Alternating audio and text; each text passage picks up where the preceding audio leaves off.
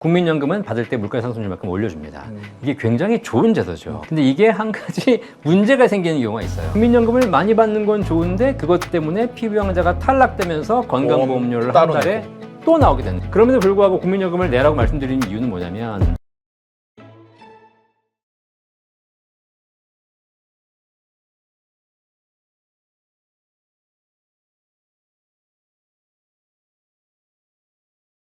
네, 안녕하세요.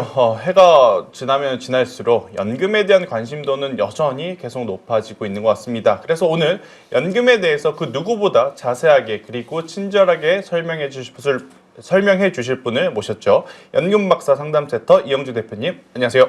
안녕하십니까, 이영주입니다. 네, 안녕하십니까. 일단 제가 가장 궁금한 것부터 한번 여쭤보도록 하겠습니다. 일단 최근에 이 연금 수령자 중에 이제 소득이 있을 때 연금액을 이제 깎아서 지급하는 제도에서 월 519만 원으로 그 기준이 대폭 상향됐다라고 해요. 구체적으로 이렇게 되면 어떤 분들이 그럼 혜택을 많이 본다고 봐야 될까요? 일단 제도를 좀 먼저 아실 필요가 있을 것 같아요. 이제 국민연금을 수령하실 때 보통 지금 이제 63세부터 수령하는데 나이에 따라서 64세, 65세부터 수령하시게 되거든요. 연금을 개시한 이후로부터 5년간 소득이 있으면, 다른 소득이 있으면 국민연금을 깎아버립니다. 특정 소득이 아니라 그냥 어떤 소득이라도? 그렇죠. 여기에 이제 물론 다 여러 가지 제한 소득이 있는데요. 근로와 사업 임대 소득을 세 개를 가지고 봅니다. 이자와 배당은 포함하지 않고요. 근로, 사업, 임대 소득이 있으신 분들은 국민연금을 감액을 하거든요. 최대 50%까지 감액을 합니다. 이게 사실 납득이 되세요? 노후에 국민연금은 내가 내서 내가 받는 건데 국민연금 많이 받는데 거기다가 내가 추가적으로 다른 소득이 있다고 해가지고 그 소득 때문에 국민연금을 절반까지 깎아버리는 제도예요. 이게 말이 안 되는 제도죠. 근데 이런 제도가 우리나라에 있습니다. 지금까지도. 그래서 이제 이게 사실 무조건 깎는 건 아니고 기준이 있습니다. 근로, 사업, 임대 소득이 소득 금액 기준으로 월 A값이라고 하는데 이게 2026년 기준으로 319만 원이에요. 319만 원 이하의 소득, 적은 소득이 있으면 괜찮고요. 319만 원 이상으로 소득이 있으면 그 소득의 차익에 따라서 국민연금을 일정 부분 감액하게 됩니다. 이제 이게 말이 많았어요. 야, 이게 지금 우리가 65세 이후에 연금 받으면서 일하라고 국가가 장려하고 있는데 집에서 노는 사람들은 국민연금 다 받고 나가서 근로 사업 열심히 하는 사람들은 국민연금 깎고 말이 되느냐? 말이 안 된다. 그래가지고 이제 이 부분에 대해서 이제 개정이 이루어졌죠. 자, 그래서 지금 이제 근본적으로 사실 연금 받으시는 분들은 이제 다른 소득이 있으면 안 깎겠다가 아니라 그럼 깎는 기준을 좀 조정해 주겠다. 라고 해서 그 기준 되는 걸 319만 원 A값에서 여기다 플러스 200을 더했습니다. 그래서 519만 원 이하는 국민연금을 깎이지 않고요. 다른 소득이 519만 원 이상 있으시면 깎이는 거니까 어떻게 보면 기준이 상향됐는데 좋은 말로 얘기하면 이제 완화된 거죠. 그래서 사실 실제로 그 소득 금액 기준으로 319만 원에서 519만 원 사이에 있으신 분들이 원래 기준대로라면 국민연금 받을 때 깎여야 되는데 그 부분들이 이제 상향됐기 때문에 이제 이번에는 안 깎이시는 겁니다. 그 베타값 사이에 계셨던 분들만 지금 혜택을 보게 되는 거죠. 그렇죠. 네네. 그 이하이신 분들은 원래 안 깎였고. 그 이상이신 분들도 이제 혜택을 보게 되는데 사실 뭐 노후에 63세, 64세 이후에 소득 금액 기준으로 월 519만 원 이상을 받기는 어렵죠. 쉽지 않아요. 뭐 아주 그냥 아주 부자들 뭐 아닌 이상에 지금 제가 대략 숫자를 보니까 한 4만 명 정도, 5만 명 정도만 여기 해당되신다고 하더라고요. 그게 전체 몇 % 정도 되는 거예요? 국민연금 수령자가 지금 약 700만 명 정도 됩니다. 700만 그 중에서 한 4만 명 정도니까 한 5% 정도? 5% 정도. 그 부분들 정도만 이제 국민연금을 제대로 다 못 받으시는 거고 그 이하의 95% 이상은 다 이제는 국민연금 받으면서 감액될 일은 없다. 그러니까 이제 그 5%분은 받으시는데 워낙 수완이 좋으셔서 조금은 이제 깎여서 준다. 그렇죠. 예를 들면 내가 200만 원 받는데 다른 소득이 좀 많이 있다? 그럼 최대 100만 원까지 깎여서 100만 원만 받을 수 있기 때문에. 근데 이거 5년간만 감액이고요. 연금 개시 이후로 5년 동안은 감액이 되지만 5년 이후에 예를 들면 70세 이후에는 다른 소득이 있어도 다 줍니다. 그 5년까지만 감액하는 거죠. 그래도 거기에 해당하신 분은 속상할 것 같아요. 그럼요. 좀 약간 불합리한 제도이기 때문에 사실 이 부분에 대해서 이렇게 기준을 완화해 주는 것 이상으로 이런 제도는 없어지는 게 맞죠. 왜냐면 이제 저도 지금 이제 내고 있는 상황에서 보면 이게 1년 내는 게 아니라 굉장히 오랜 기간 동안 정말 그렇죠. 꾸준히 네네. 내는 거에 대한 혜택을 받는 건데 그렇습니다. 이거를 내가 내 능력이 돼서 더 많이 번다고 감액해 주는 것은 네. 참 속상한 일일 것 같습니다. 네. 그리고 이제 또 한 가지 또 궁금한 점은 네. 뭐 60대 이제 최우선으로 이제 노후 대비를 연금을 하신 분들이 있잖아요. 그런데 보통 회사를 다니시다 보면 퇴직하는 나이가 사실은 50대 중후반에 좀 많이 몰려 있어요. 네. 그러면 실제로 연금을 받는 나이라고 할 수 있는 63세, 64세, 65세까지 공백이 약 5년 그렇죠. 정도 있잖아요. 맞습니다. 그 5년 동안 이 공백기가 생기는 분들은 그럼 어떻게 하는 게 가장 좋은 판단일 것 같아요? 뭐 그 기간 동안 사실 놀면 안 됩니다. 그러니까요. 일을 하셔야죠. 그리고 일을 하는 것도 하는 거지만 국민연금 반드시 내셔야 돼요. 아, 그 기간에도? 그렇죠. 이게 왜냐면 국민연금이 보통 60세까지가 의무납부인데 60세 이전까지 일을 하시게 되면 회사에서 반, 내가 반 해가지고 국민연금 그렇죠. 납부를 하죠. 실제로 국민연금공단 사이트에 들어가서 내 예상 연금 수령액이 나오거든요. 네. 그 연금 수령액이란 어떤 의미냐면 지금 내고 있는 보험료를 60세까지 완납을 했을 때의 기준이에요. 근데 만약에 내가 58세에 그만두셔가지고 한 2년, 3년을 못 내게 되지 않습니까? 이렇게 되면 국민연금 예상 수령이 깎이는 겁니다. 그러니까 그 퇴직하실 때 계산을 해보니까 내 예를 들어서 네. 100만 원을 받는다라고 생각을 하고 있었는데 네. 2년 동안 소득이 네. 없어서 안 냈는데 네. 막상 나오는 거 보니까 그때 가서는 왜 100이었는데 70밖에 안 줘, 60밖에 안 네. 줘 이런 현상이 나타나는 거죠. 그렇죠. 그거 왜냐면 60세까지 완납하지 못하셨기 때문에. 그래서 혹시라도 일찍 퇴직하신 분들도 60세까지는 완납을 하실 필요가 있고요. 근데 한 가지 좀 생각하실 게 뭐냐면 직장 다닐 때는 회사가 절반을 내줬습니다. 네. 하지만 내가 퇴직한 이후에 다 내야죠. 일반 지역가입자가 되면 내가 다 내야 됩니다. 그래서 그것 때문에 좀 약간 고민하시는 분들이 계세요. 또 하나가 뭐냐면 60세 이후에도 마찬가지로 내실 수 있습니다.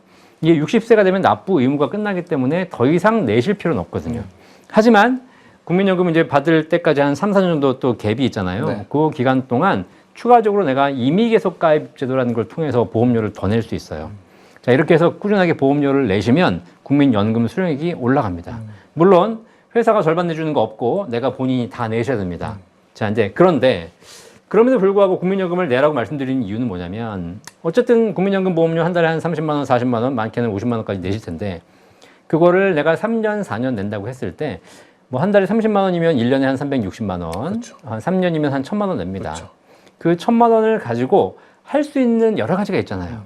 그걸 가지고 적금을 들 수도 있고 뭐 적립식 펀드를 할 수도 있고 그걸 가지고 국민연금을 낼 수도 있는데 어쨌든 우리가 지금 기대 수명이 길어지고 오래 사는 사회가 되다 보니 그리고 국민연금은 사회복지제도이다 보니 한 달에 30만 원, 40만 원으로 3년간 뭔가 적금을 부어서 더 많은 연금 받을 수 있는 걸 따져보면 국민연금이 그래도 제일 가성비가 좋습니다. 아, 그러니까 수익성이 좋다. 3년을 그렇죠. 투자를 했을 때. 네, 그렇죠. 물론 국민연금 한 가지 단점은 있어요. 일찍 돌아가시면 안 좋아요. 아, 그렇겠네. 네, 그런데 이게 평생 지급되는 시스템이다 보니까 국민연금을 꾸준하게 임의계속 가입하셔서 한 평균 수명 80세 정도 그 이상만 사신다면 우리가 뭐 여기 ETF도 다 있지만 ETF에서 수익과 비교해 봐도 충분히 좋은 수익이 난다. 그러니까 저는 오히려 좀 여유가 있으신 분들은 국민연금을 완납하시고 이미 계속 가입까지 해서 연금 받기 전까지는 웬만하면 내셔라라고 이제 추천을 드리고 있습니다.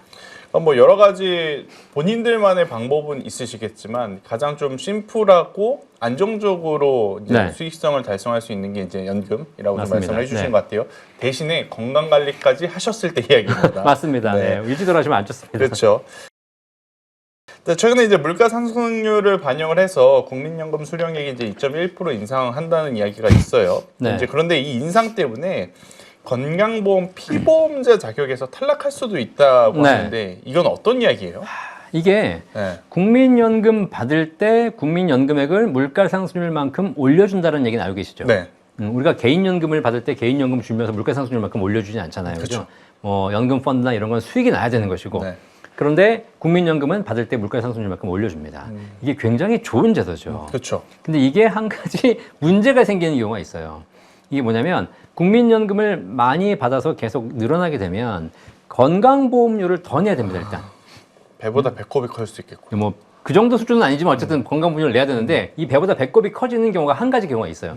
어떤 경우냐면 건강보험료를 원래 안 내시는 분들이 계십니다. 네. 어떤 분들이냐면 재산이 좀 적으신 분들, 집값이 좀 적거나 소득이 좀 적어서 건강보험 피부양자 등록이 가능하신 분들이 계세요.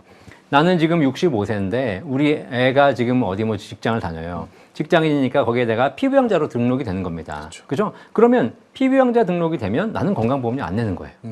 얼마나 좋습니까? 뭐 한 달에 거의 10만 원, 20만 원 돈을 아낄 수 있으니까. 그렇죠. 그렇게 해서 야 신난다 나는 건강보험 피부양자니까 건강보험료 안 낸다라고 있었는데 국민연금이 개시가 되는 겁니다. 국민연금이 개시가 됐네. 받으니까 국민연금 소득이거든요. 그렇죠. 근데 이 국민연금 소득이 연간 2천만 원을 넘으면 피부양자가 탈락이에요. 무조건. 그러니까 국민연금이 연간 2천만 원 받으려면 얼마 받아야 되나 보니까 월 166만 원이에요. 그렇죠. 사실 뭐 이렇게 많이 받으신 분들이 아직까지는 별로 없었는데 최근에 이제 베이비붐 세대들이 은퇴를 하기 시작하면서 그렇죠. 이분들이 국민연금을 30년 이상 내오신 분들이거든요. 그렇죠. 기본 150에서 200이 넘어갑니다. 그러니까 이게 국민연금을 많이 받는 건 좋은데 그것 때문에 피부양자가 탈락되면서 건강보험료를 한 달에 내고. 또 나오게 되는 거예요. 야, 그러니까 이거 안 좋지 않냐. 그래가지고 그래서 이제 실제로 그렇죠. 그런 분들 계십니다. 이게 166만 원이니까 166만 원이 안 되게 맞추는 거예요. 그럼 한 달에 한 150, 160 맞추면 연간 2천이 안 되기 때문에 피부양자가 되죠. 이렇게 맞추시는 분들이 계셨어요. 맞춰서 올해 피부양자가 돼가지고 건강보험료 안 냈어요. 근데 갑자기 다음 내년에 국민연금공단에서 연락이 와요. 2.1% 올려서? 2.1% 올려드립니다. 아니 누가 올려달랬어. 올려준 건 좋은데 올리고 놓고 보니까 연간 2천만 원이 넘어가는 거예요. 건강보험 피부양자 탈락. 이게 만약에 네. 2.1% 올라왔어요. 그래서 네. 탈락이 한번 되잖아요. 네. 근데 다시 뭐 내려가서 피부양자가 되는 경우는 국민연금이 물가 하락률만큼 또 다운시키지 않는 이상 네, 이거는 안 되고요. 그리고 지금 건강보험 피부양자 기준이 네. 점점 더 강화되고 있어요. 그러니까 옛날에는 3,400이었는데 이게 2,000으로 다운이 강화가 됐고요. 이제 아마 조만간 지금 건강보험 제정이 좀 열악하지 않습니까? 네. 제가 보면 이런 기준도 점 더 강화시킬 거고. 그러니까 사실 이렇게 피부양자 등록 되겠다고 내가 국민연금을 줄여놔 봐야 결국은 다 내게 된다. 그러니까 제가 보기에는 그런 거 자꾸 고민하지 마시고 일단 국민연금은 많이 늘려놓기를 바란다라고 제가 추천드리죠. 마음 편하게 낼 건 내고. 그럼요, 네. 보장 받을 건 보장 받는 게. 네, 그럼요, 네. 집값 많이 올라서 세금 많이 내는 게 좋은 거지. 그렇죠. 집값 안 올라서 세금 안 내는 것보다는 나은 거다. 맞습니다. 일단 뭐 생활을 하다 보면 옆집에 이제 사시는 분들이 나보다 네. 잘 사는 것 같은데 또 기초연금을 받으신다고 하시는 분들이 있고. 네. 그리고 이제 나는 또 내가 더 힘든 것 같은데 못 받는 일도 이제 생기는 경우가 덜어 있잖아요. 네. 주변에 보면 이게 이제 재산을 산정할 때 부동산과 현금의 비중이 어떤 뭐 결과의 차이를 만드는 거예요? 맞습니다. 지금 이제 기초연금 얘기 말씀하셨는데 네. 국민연금 말고 기초연금이라는 제도가 또 있어요. 네. 이게 뭐냐면 우리나라에 좀 어려우신 분들 65세 이상 어르신들 중에서 하위 70%, 상위 30%는 안 주고 하위 70%에게 국가가 한 달에 34만 9,700원씩 연간 420만 원을 무상으로 주는 제도가 있습니다. 이 기초연금 제도예요. 65세 넘으신 분들은 이걸 좀 받으려고 열심히 노력하는 거예요. 근데 나는 분명히 재산이 많이 없어가지고 이 70%에 들기 때문에 기초연금 받을 줄 알았는데 탈락을 한 거예요. 근데 옆집 할아버지 똑같은 동네에 사는데 옆집 할아버지는 나보다 더 부자 같아. 맨날 하는 얘기 보니까 다 잘 써. 근데 저 사람은 기초연금을 받아. 아니 도대체 저 사람이랑 나랑 사실 큰 차이 없고 오히려 내가 못 사는데 나는 왜 기초연금 못 받고 저 할아버지는 받느냐. 여기서는 여러 가지 차이가 있죠. 실제로 뭐 자산이 또 뭐 숨겨놓은 자산도 있고 뭐 다른 자산이 많이 있는 경우도 있는데 그거 다 이제 감안했을 때 가장 큰 차이가 뭐냐면요. 이런 게 있어요. 사실 지금 정부에서는 부동산을 자꾸 팔라고 하잖아요. 그죠? 부동산에 대해서 점점 이제 강화를 하고 있죠. 압박을 하고 있죠. 압박을 하고 있죠. 네. 근데 기초연금 제도를 보고 있으면 부동산을 사야 돼요. 이게 무슨 얘기냐면 10억짜리 아파트를 갖고 있어요. 네. 옆집 할아버지는 10억짜리 아파트를 갖고 있고요. 나는 10억짜리 현금을 갖고 있어요. 그죠? 네. 자, 그러면 10억짜리 아파트를 갖고 있잖아요. 그러면 10억으로 평가를 해줘야 되는데 네. 현금을 갖고 있는 나는 10억으로 평가를 합니다. 그러니까 재산이 많은 걸로 보이죠. 근데 옆집 할아버지는 10억짜리 아파트에 있잖아요. 그러면 10억으로 평가하는 것이 아니라 공시가격으로 평가를 해요. 공시가격이 높을 수는 없나요? 시세가 10억이면 공시가격은 대부분 다 그 언더, 70% 수준 정도. 왜냐면 지금 뭐 강남에 있는 아파트들 그렇죠. 시세는 100억씩 해도 공시가격은 30억밖에 안 나옵니다. 그래서 이 공시가격이라는 것이 이 집값이 워낙 변동이 크니까 일정한 공정 가격을 만들어 놓자라고 해 놓은 건데 그러다 보니까 집값이 높아도 시세는 이제 공시가격은 낮아요. 그렇죠. 7억으로 평가를 받는 거예요. 거기다가 이 집 같은 경우에는 또 주거를 하게 되면 거기에 대한 또 비용을 공제를 해줍니다. 그러다 보니까 실제로 10억짜리 집을 갖고 있어도 평가받는 금액은 5억, 6억밖에 안 돼요. 그래서 재산을 어떤 형태로 갖고 있냐에 따라서 죄송하지만 기초연금 평가에 있어서는 부동산을 갖고 있는 사람이 훨씬 유리합니다. 현금보다. 그리고 실제로 부동산을 갖고 있을 때는 기초연금 받았는데 네. 그걸 팔아서 현금화하는 순간 기초연금 탈락되는 경우가 있어요. 그렇구나. 네, 이런 기준 자체가 결국 부동산을 가지고 있는 것이 더 유리하게 되어 있는 구조니까 이런 부분도 사실 이제 조금씩 수정을 해 나갈 필요가 있는 거죠. 일단 기초연금 받아서 이제 오히려 못 받는 사람보다 지금 소득이 높아지는 역전 현상을 막기 위한 또 장치가 있다고 해요. 네. 이건 또 어떤 거예요? 자, 그래서 이제 옆집 할아버지는 기초연금을 받고 네. 있어요. 나는 못 받아. 네. 짜증 나죠. 그러면 조회해 보니까 기초연금이 34만 9천 원이라는 거야. 아니 그러면 제 옆집 할아버지가 나보다 34만 9천 원, 35만 원 더 받네. 그렇죠. 가가지고 옆집 할아버지한테 가서 얘기하는 거예요. 김노인 저기 뭐 기초연금 받는다며 한 달에 35만 원 받으니까 일단 나한테 한 뭐 30만 원 밥 좀 사. 이렇게 얘기할 거 아닙니까? 그럼 그 할아버지 딱 한 얘기 있어요. 내가 기초연금 받긴 받는데 실제로는 3만 원밖에 못 받아. 이러는 거예요. 이게 무슨 얘기냐? 나는 기초연금 기준에 업이 돼가지고 네. 기준을 초과해서 간신히 초과해서 탈락인 거고요. 저 옆집은 간신히 그 기준을 맞춰가지고 합격이에요. 네, 합격이에요. 네. 자, 그러면 저 옆집은 합격해서 35만 원 받고 나는 탈락해서 35만 원 못 받으면 내가 훨씬 억울하잖아요. 네. 그렇죠? 그래서 실제로 기초연금 중에 뭐가 있냐면 소득 역전 방지 제도라는 게 있습니다. 그래서 저 옆집이 실제로 간신히 기초연금 자격이 된다 하더라도 그 딱 커트라인과의 차액만 줘요. 커트라인은 예를 들면 390만 원인데 내 재산이 380만 원으로 합격했다. 10만 원만 줍니다. 그러니까 그게 합격됐다고 해가지고 내가 34만 9천 원 다 받는구나 생각하시면 안 된다는 거예요. 그러니까 우리가 아까 그 연금에 깎을 때 기준은 딱 그 숫자 안에 들어가 있는 사람만인데 그렇죠. 이거는 그 각각의 어떤 평가를 했을 때 네. 상한선을 정해놓고 그 분들의 어떤 그 차액만큼만 네. 별도로 지급을 하는 거죠. 그렇죠. 맞습니다. 네. 그래서 받는다고 해서 다 받는 게 아니라 네, 그래서 최대 기초연금 기준금액의 10%를 최소로 받고 있기 때문에 기초연금 받으시는 분들 중에서 최저로 받으시는 분들은 3만 5천 원? 4천, 3만 5천 정도 받습니다. 그렇죠. 이게 받는 게 또 받는 게 아니네요. 네, 그것도 받으려고 하세요. 예, 이게 사실 뭐 5만 원, 10만 원도 공짜로 준다 그러면 엄청 좋아요. 그렇죠. 국민연금을 많이 받으면 기초연금이 깎인다는 말에 또 연금 가입하시는 분들이 요새 주저하시는 네. 분들이 많다고 해요. 네. 그러니까 정기적으로 볼 때 국민연금을 최대한 늘리는 게 지금 유리하다고 보시는 거예요? 먼저 답을 말씀드리자면 국민연금 먼저 늘리시는 게 좋습니다. 이게 왜 그러냐면 지금 말씀하신 대로 우리가 지금 국민연금과 기초연금을 같이 보고 있잖아요. 네. 둘 다 약간의 사회 공적 제도예요. 우리가 뭐 ETF는 공적 제도가 아니지 않습니까? 아니죠. 연금펀드 그렇죠. 이건 개인 자산이지 않습니까? 그렇죠. 그러니까 국가가 뭐라 할 수 없어요. 하지만 국민연금이라든가 기초연금은 국가가 제대로 운영하시는 거다 보니까 약간의 이제 중복되는 지점에서 국가가 깎는 지점이 있습니다. 이게 바로 뭐냐면 기초연금 대상이 돼서 기초연금을 34만 9천 원 받는데 이분이 받으면서 보니까 국민연금도 받고 있어요. 국민연금도 그러니까 한 달에 한 기초연금도 받고 국민연금도 받고. 국민연금도 받고. 예. 그러니까 국민연금을 많이 받으면 기초연금에 탈락이 됩니다. 그렇죠. 하위 70%가 되기 때문에 그 상위 30% 들어가는 사람들은 탈락이거든요. 네. 근데 하위 70%에 들어오긴 했는데 국민연금도 받을 수 있잖아요. 많이 받는 건 아니지만. 그렇죠. 국민연금도 받고 기초연금도 받는 거예요. 국가 입장에서 보니까 기초연금은 세금으로 주는 거잖아요. 네. 저건 복지제도야. 그죠? 기초연금은 낸 거 없이 그냥 나라에서 무상으로 주는 무상으로 주는 네. 거죠. 복지제도죠. 네. 근데 국민연금은 내돈내산이잖아요. 그렇죠.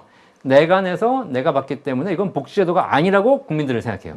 하지만 국가는 그렇게 생각하지 않아요. 내돈내산도 네, 국민연금의 일부도 국가가 지원하는 것이다. 그게 이제 국민연금 공식에 A값과 B값이라는 공식이 있는데 네. 실제 B값은 가입자가 낸 돈으로 산정하는 금액이고 A값은 국가가 지원하는 기준이에요. 그러다 보니까 실제로 국민연금 수령액 중에 적게는 30%, 많게는 70% 정도? 뭐 거의 절반 가까이가 국가는 사회복지제도라고 생각하고 있는 겁니다. 자, 그러고 생각하다 보니까 어떤 거예요? 기초연금을 주다 보니까 기초연금도 복지고 국민연금도 절반이 복지야. 복지가 이 사람은 중복되네? 그렇죠. 국가가 복지를 중복하면 안 되니까 그중 하나 빼자. 그래가지고 국민연금을 일정 금액, 지금으로 따지면 한 52만 원 이상 받으시는 분들은 기초연금을 깎습니다. 아, 그러면 상한선 제도를 만든 거네요. 그렇죠. 그래서 기초연금을 최대 절반까지 깎아요. 그러니까 34만 9천 원 받아야 되는데 국민연금을 많이 받잖아요. 네. 그럼 이게 17만 원까지 깎입니다. 52만 원이 넘어가면 네, 좀 기초연금은 점점 깎이기 시작해서 보통 한 130, 40만 원 넘어가게 되면 다 깎이더라고요. 네, 그래서 이런 부분이 생기는 거예요. 자, 이 제도는 이해되셨죠? 네. 제도를 딱 듣고 보니까 국민연금 가입자 입장에서는 억울한 거예요. 그렇죠. 아니 국민연금은 내가 내서 내가 받는 거지. 내가 국가가 무슨 뭘 해줬어. 그렇죠. 이건 국민연금 많이 받는다고 기초연금을 깎아? 그리고 옆집 할아버지는 국민연금 하나도 가입 안 해가지고 평생 놀았는데 기초연금 다 주고 나는 죽으라고 그냥 열심히 사회를 위해서 봉사하느라며 열심히 30년 일하면서 국민연금 내가 불렸는데 기초연금 깎아. 이건 말도 안 되지 않냐. 그렇죠. 에이씨 국민연금 안 내. 아, 뭐 이런 선택을 하실 수 있는 거죠. 사실 이 제도도 보면은 일정 부분 약간 좀 오해가 있고 뭐 일정 부분 불합리한 것도 있는 겁니다. 이 부분에서 국민들에게 좀 설득을 하든가 아니면 뭔가 제도를 바꾸든가 해줘야 되거든요. 근데 아직까지 이 부분에 대한 개선은 아직까지 없어요. 자, 그러면 이제 국민들은 어떻게 되냐? 어쨌든 그렇다고 해서 기초연금을 받기 위해서 국민연금을 깎거나 줄이거나 안 내는 거는 바람직하진 않은 것 같아요. 왜냐면 국민연금 10만 원 더 받는다고 기초연금 10만 원 깎진 않거든요. 아, 그렇죠. 10만 원 더 받으면 한 2, 3만 원 깎습니다. 그리고 기초연금이라는 제도 자체가 이제 점점 더 강화돼서 일반적인 수준에 있는 사람들은 못 받을 가능성도 높고요. 나중에 시간이 지나면 기초연금은 오히려 더 없어질 수도 있는 제도예요. 그러니까 이게 단순히 복지제도라서 그런 거예요? 그렇죠. 네. 이거 복지제도는 사실 국가가 다음 달부터 우리가 없애자 그러면 끝난 거예요. 그러니까 선택적인 거죠, 국가. 그럼요. 네. 국가 입장에서. 지금 이제 노인 인구가 늘어나고 있고 그쵸. 우리나라 기초연금 받는 인구가 65세 이상 어르신 중에 하위 70%를 들고 있어요. 그럼 몇만 명이냐면 65세 이상 인구가 1,000만이에요. 어우, 엄청 많고. 1,000만 20%. 그 중에 70% 드립니다. 700만 명 받고 있어요. 그러니까 우리 아빠 엄마가 65세 이상인데 기초연금을 10명 중에 7명 드리기 때문에 받고 있는 게 정상이에요. 강남에 사시는 일부 부유층 제외하고는 안 돼요. 그래서 이제 너무 지금 과다하게 지급되지 않냐라는 얘기도 있기 때문에 이런 부분에서 기초연금은 제도가 조만간 많이 수정이 될 겁니다. 그래서 일단은 국민연금을 잘 늘려두셔라 라고 제가 이제 추천을 드리고 있습니다. 네, 오늘 이영준 대표님께서 일단 1부에서는 국민연금과 기초연금의 어느 정도 이제 규격에 좀 조정이 된 부분에 대한 이야기를 좀 잘 해주신 것 같아요. 그래서 저도 정확하게 잘 알지 못했던 부분들도 굉장히 쉽게 설명을 해주셔서 잘 이해가 되고 있는데 1부는 이렇게 마무리하고 2부에서는요, 여러분 은퇴 후 1억, 그러니까 예금에 묵히면 뭐 손해다라는 이야기가 있어서 평생 마르지 않는 연금 통장도 설계하는 법, 이 주제를 가지고 대표님과 좀 이야기를 해보도록 하겠습니다. 저희는 잠시 후 2부에서 찾아뵙도록 할게요.